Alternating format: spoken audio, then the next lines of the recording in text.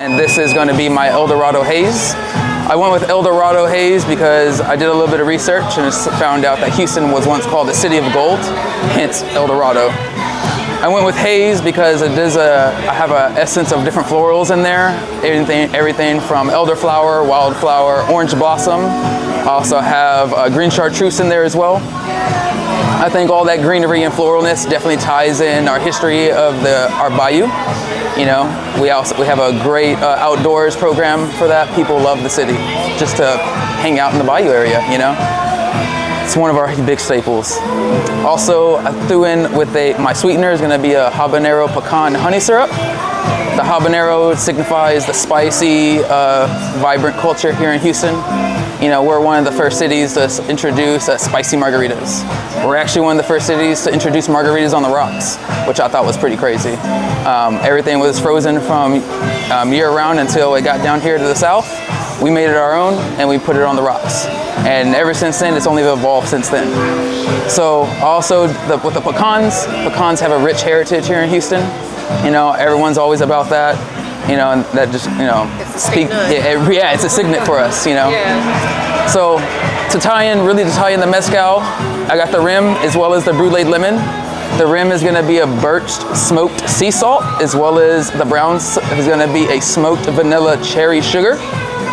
All that smokiness definitely balances out the acidity and the herbaceousness that my cocktail presents. But that smokiness definitely brings out the late night smokehouses that we have here in Houston. You know, barbecue is big here. You know, we're a big food industry culture here. You know, we've got a melting pot of all sorts of cultures and different food platforms, and you know, that's Houston. So this is the Eldorado Haze. Could you repeat on the rim? It was a birched smoked sea salt and a... Yeah, so it is a birched smoked sea salt. Okay. And then the sugar rim is going to be a smoky vanilla cherry sugar. Thank you so much. You're very welcome, of course. Put a little bit of a brulee lemon on top, just to kind of tie in a little bit more of that smokiness, definitely on the nose.